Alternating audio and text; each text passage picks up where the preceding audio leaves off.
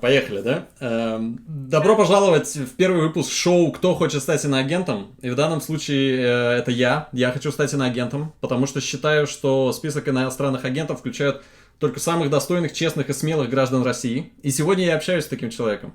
Наталья Грязневич. Здравствуйте, Наталья, спасибо, что согласились пообщаться. И, наверное, Привет. привет, да. Расскажите, как вас лучше представить и почему российские власти вас так боятся? Я до сих пор имею статус муниципального депутата. Наверное, это и есть, собственно, мое основное как бы амплуа в России по-прежнему. Я занималась политическим активизмом около 10 лет в России. Последняя моя позиция была, последнее мое достижение, я бы сказала, было избрание муниципальным депутатом в Питере в Дворцовом округе вместе с еще несколькими независимыми депутатами.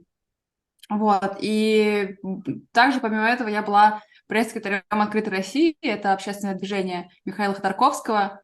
Но уже около 2 лет я живу в Великобритании и никакой политической деятельностью не занимаюсь. Тем не менее, год назад Минюст решил добавить мне в список иноагентов, чем вообще напомнил мир о моем существовании, потому что до этого я уже около года практически не вела никакой публичной деятельности.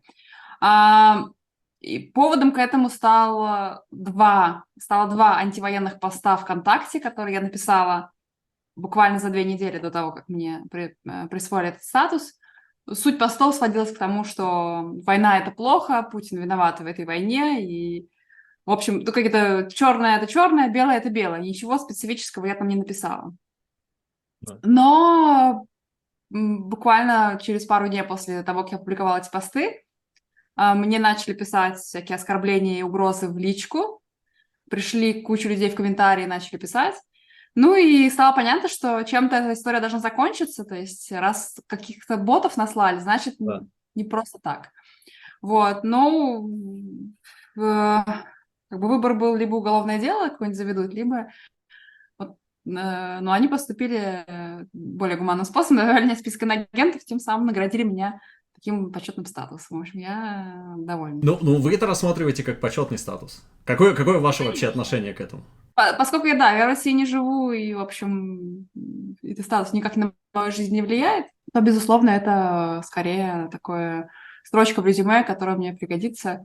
Я бы сказала, подводя итог своей политической деятельности в России, я вышла из этого казино с наилучшим для себя результатом, ничего особо не потеряв, но при этом приобретя статус почетный, который еще много лет будет мне как бы создавать некую репутацию, потому что понятно, что когда через 10 лет меня спросят, что ты делал, пока была война, я могу сказать, что вот меня назвали в список иностранных агентов.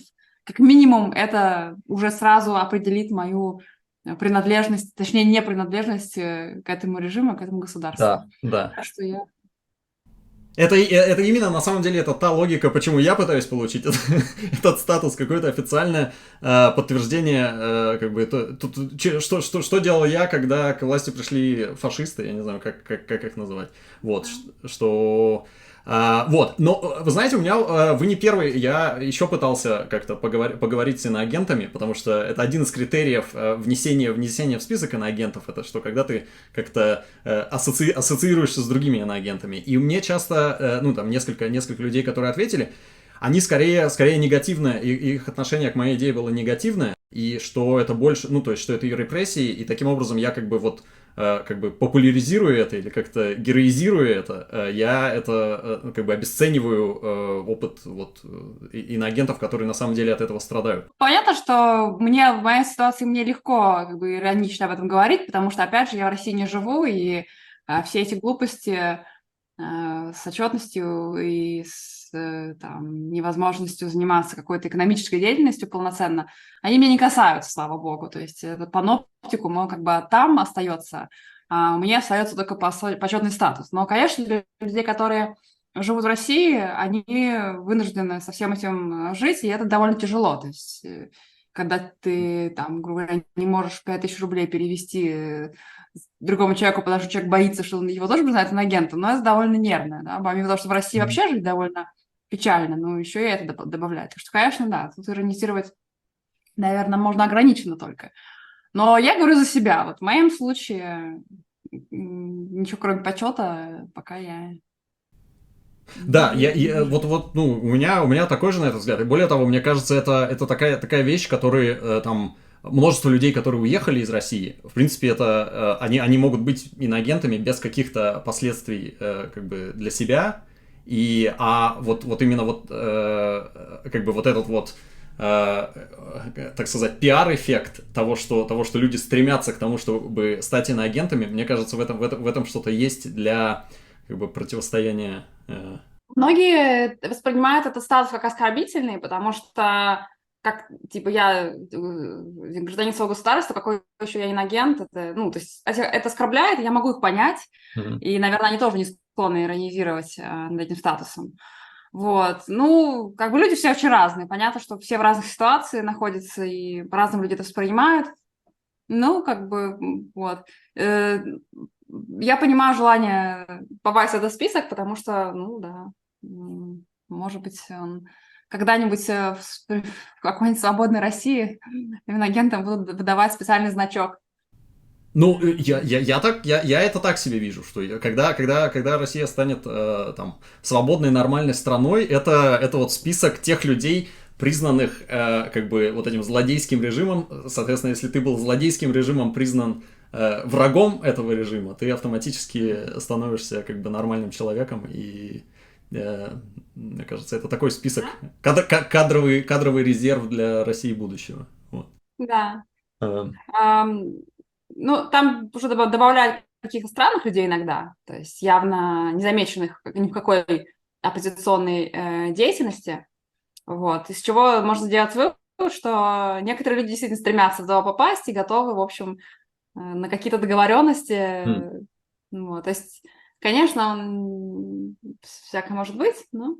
Но еще, может быть, это просто как любой репрессивный закон, он как бы, когда есть молоток, им начинают как бы колотить кого угодно. То есть, есть молоток, можно применить кому-то, Ну кто... да, но я думаю, что некоторые хотят, Ага.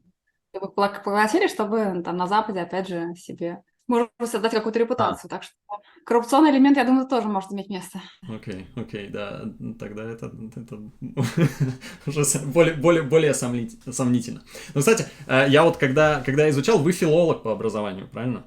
Да. Вот. Да. И как бы в России сейчас многие слова, они поменяли свое значение на какое-то противоположное, как, допустим, либеральный, мне кажется, демократия, свобода, то есть у всего этого появились какие-то альтернативные значения. Вот, и такой вопрос, как филологу, могут ли эти слова вернуться обратно в свое изначальное значение, или нам нужны новые слова? И иноагент тоже, может быть, можно его перенести с негативного значения на позитивного, забрать это слово у власти? Ну, через смену пары поколений, наверное, когда на уровне образования все эти слова приобретут свое настоящее значение, и когда слова свобода, демократия, права человека перестанут быть просто какими-то заглушками, останутся осмысленными словами, ну, это, наверное, какой-то момент произойдет, но, честно говоря, не знаю, когда, потому что я довольно пессимистично смотрю на все происходящее, и мне кажется, что очень долго надо объяснять, ну, то есть, что такое свобода, что такое демократия, что такое, не знаю, права, это нужно как-то вот, чтобы общество это как-то через себя пропустило, тогда, наверное, смысл этих понятий будет ясен, ими не будут разбрасываться. Вот.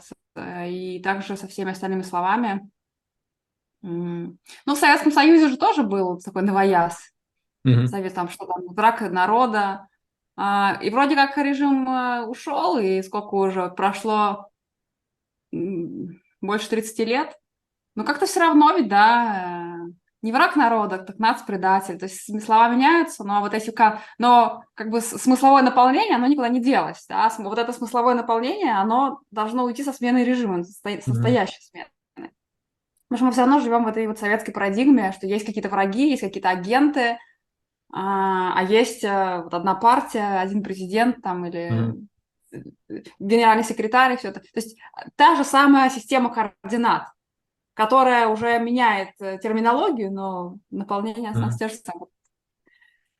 Так что не знаю, сложно это все как-то.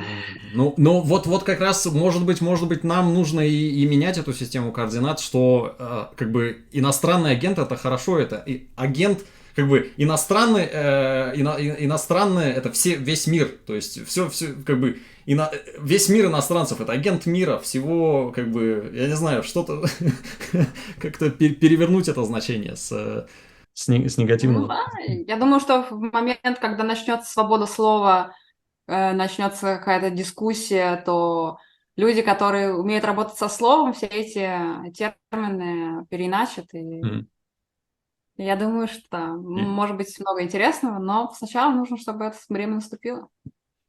Да. А вы, ну, вы упомянули, что у вас пессимистичный, как бы сейчас немного пессимистичный такой взгляд на будущее, на ситуацию. Вы сейчас не принимаете участие там, в политической жизни?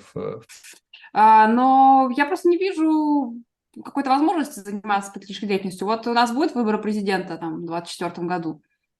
Это какое-то событие, по крайней мере, оно в легальном поле находится, и можно, наверное, в рамках этого события что-то сделать, там, проголосовать против Путина или да, что-то еще совершить, там, испортить бюллетень. Но вне рамок вот этой легальной процедуры, формальной легальной процедуры, нет просто никакой возможности. Что ты можешь сделать? Это подпольной деятельностью занимаюсь, но я последние 10 лет занимаюсь подпольной политической деятельностью, честно говоря, довольно устала от этого. Все-таки надо как-то балансировать свои приоритеты, и невозможно всю жизнь заниматься активизмом. Вот. Поэтому, как бы, я считаю, что лучшее, что могут делать люди в этой ситуации, это заботиться о себе, развивать себя, потому что вне зависимости от того, что будет в России что-то хорошее или нет, то лучше быть образованным, развитым, опытным и с хорошим человеческим капиталом, чем сидеть на чемоданах и ждать, когда в России свалится режим, чтобы прийти и что-то там делать. Логично, логично. Я не знаю, вы занимались там политической деятельностью где-то, то есть в там, 2010-х годах, да, получается? Ну да. Вот, и мне кажется, у меня больше после Крыма у меня был такой, что тут ничего уже не исправишь, уже надо как бы уезжать, и надо спасать себя. Но вот мне кажется, после начала войны в Украине у меня наоборот появился какой-то, это сложно назвать оптимизмом, но какое-то видение, что это скоро закончится. То есть это не может так долго продолжаться. Вот. И соответственно, наверное, из этого вот эта вся моя деятельность, что я пытаюсь присоединиться к крикам из каждого утюга, что это надо заканчивать, Путина надо гнать, и в общем, что нужна нормальность, нам нужно вернуться обратно в нормальность.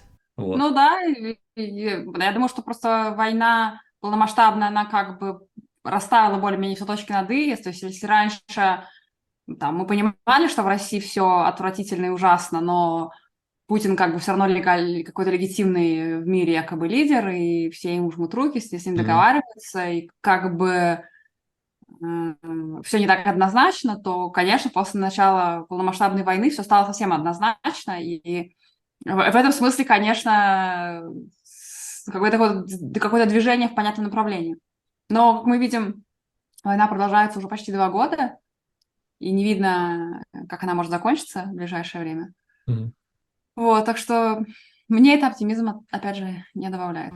Ну, я с вами в этом я с вами согласен, но я смотрю на июнь этого года и на поход Пригожина на Москву, и я вижу в этом, что вот так война могла закончиться буквально там за один день, теоретически. И как бы кто знает, что нам готовит следующий месяц, и кто следующий пойдет на Москву, и может быть вот так оно и закончится. Черный лебедь.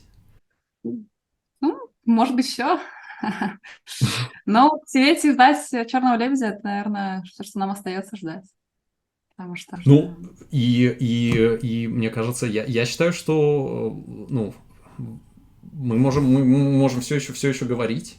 Особенно те, кто находится вне России, Это как бы то, что как бы, почему мы уехали, потому что, ну, отчасти, что мы сохраняем свою свободу говорить, и пока мы все еще связаны с теми, кто находится внутри, мы можем продолжать как бы. Ну да, есть такое мнение, что, в общем, свобода информации в интернете все-таки имеется какая-то, и можно убеждать тех, кто внутри страны.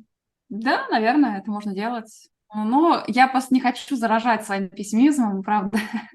Я понимаю, что, ну, отлично, когда есть энергия, когда хочется это все делать.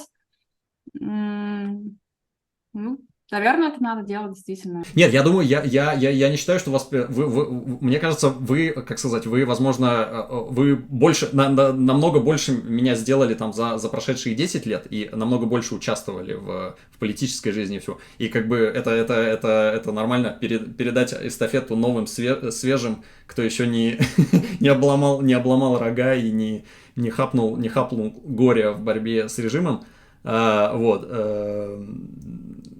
Поэтому, наверное, это Да, логично. возможно. Я желаю удачи всем, кто хочет заниматься политикой в России. Это отлично. Хорошо. Может. Но я, опять же, может быть, выбор президента какой-то такой, действительно, может быть, всплеск политической активности, и это интересно посмотреть, что он принесет. Есть, Мгм. конечно, разные мнения на этот счет, но я все-таки считаю, что президентские выборы – это, по крайней мере, момент, когда люди могут совершить какое-то легальное действие.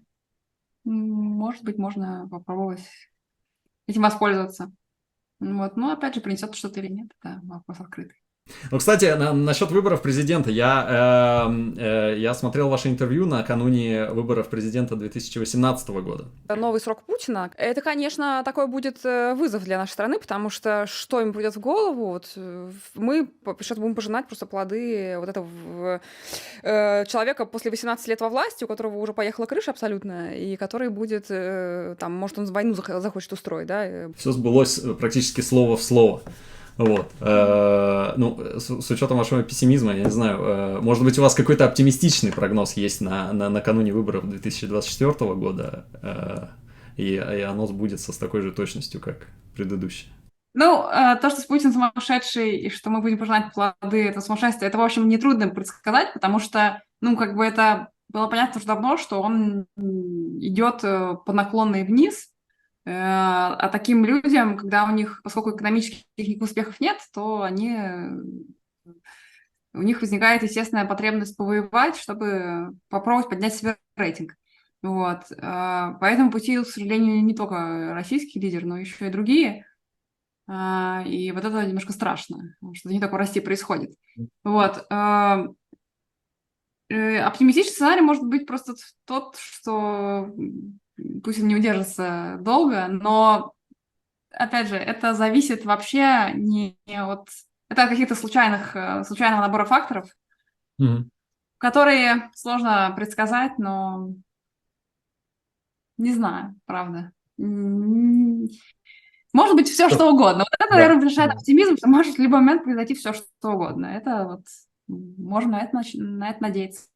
Я просто так не очень люблю, честно говоря, про российскую политику говорить, потому что как-то это все так уныло, ужасно и не знаю. Хочется говорить о чем-то позитивном, о чем-то хорошем. Правда, сейчас, конечно, и в мире все не очень непонятно, чему радоваться. Ну вот. Ну, как будто бы есть, у вас нет такого ощущения, что есть какой-то водораздел, знаете, там, что есть свобода и все хорошее с одной стороны, и все плохое и темное, и диктаторское. Нет, к сожалению. То есть, Нет? когда... То есть понимание, что есть некое зло, а вот добро, оно такое вот многоцветное. То есть в мире добра все очень непросто. Вот. И плохие люди есть, и ошибки совершаются, и все. Вот. То, что вот все, что связано с Путиным и с Россией, вот это такое зло. Мгм. Вот. А во всем остальном мире есть куча проблем, которые мы сейчас видим, опять же. И это пугает. Но я, как бы, если говорить о чем-то таком позитивном, то мне кажется, что вот людей, которые уехали сейчас из России, у них есть шанс прожить лучшую жизнь, чем они бы жили, если бы вот в России все бы так продолжалось, как было до полномасштабной войны. Когда свободы нет, в общем, ресурсы, возможности для развития сжимаются, но поскольку как бы люди привыкли там жить, они никуда не уезжают. А война заставила многих людей уехать. И это на самом деле шанс прожить еще одну жизнь, но в свободном мире построить свой дом заново, где-то вне страны, уже не боясь, там, что к тебе придут полиция или там заведут какое-нибудь дело. Вот. И вернуться в Россию всегда можно успеть, но лучше вернуться, опять же, богатым, с опытом, с образованием и с возможностью что-то реально делать, а не истощенным, изможденным. Поэтому я считаю, что людям, которые уехали, нужно делать все, чтобы развивать себя, работать, учиться и поменьше смотреть политический YouTube. Окей. Потому что это отнимает очень много времени, и Я двигаюсь совершенно как бы в неправильном направлении по вашим советам.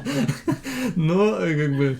Но, наверное, теоретически это так. Я с вами согласен, но почему-то хочется немного попробовать приложить к чему-то руку. Может быть, когда я получу звание иноагента, я на этом успокоюсь, что как бы поставлю галочку и вернусь к своей заграничной жизни и саморазвитию.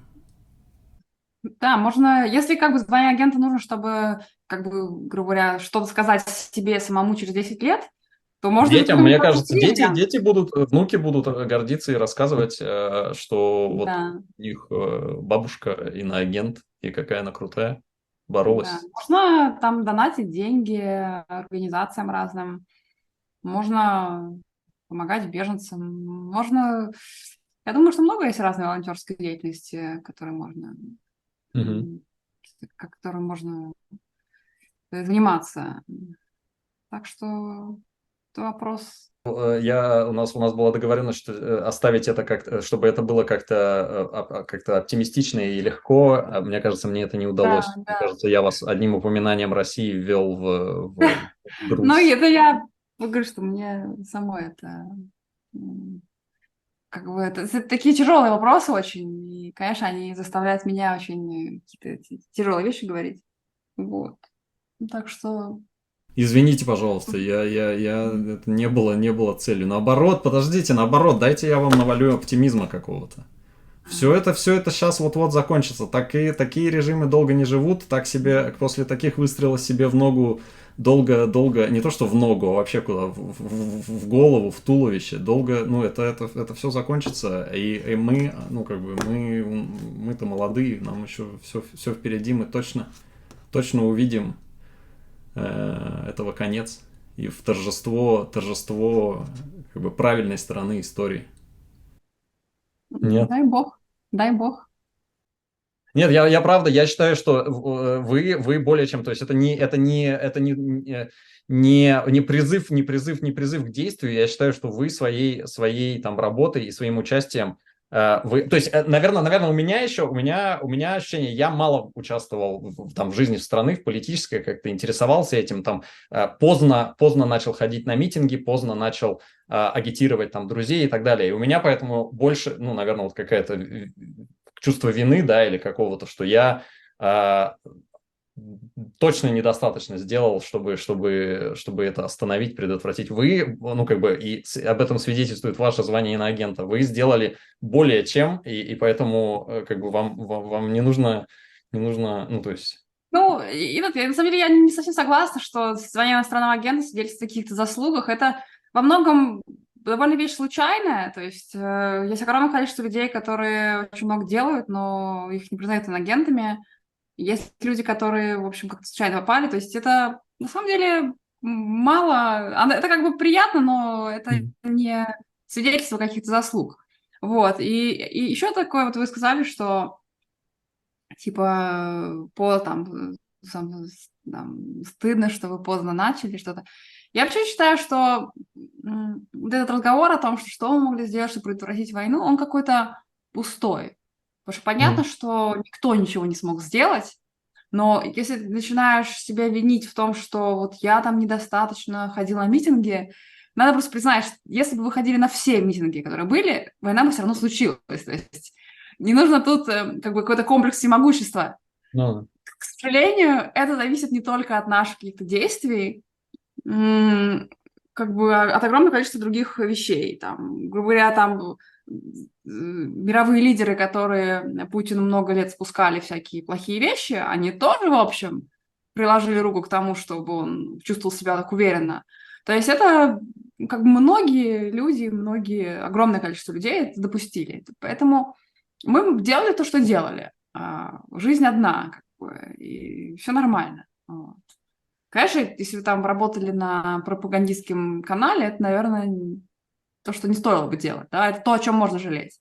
Но если бы вы жили обычной жизнью и были искренними, не делали ничего плохого, это достаточно, чтобы чувствовать себя нормально сейчас. Вот. хорошо. Не нужно быть иностранным агентом, чтобы быть хорошим человеком. Нет, я не то, что я не то, что я впал в депрессию и все, как бы, как мне спастись, отмолить. Наверное, это скорее просто такое, как бы, в позитивную сторону желание, что то есть в данный момент я такой, что вот чтобы не жалеть, я сделаю чуть больше, чем я хочу, или там готов, или это, я вот буду заниматься вот снимать видео, как бы, что совершенно не, как бы, вообще вне моей компетенции и чего-то, но, грубо говоря, попытаюсь чуть более радикально себя вести, чем я бы вел себя в нормальной ситуации. Спасибо большое, что пообщались.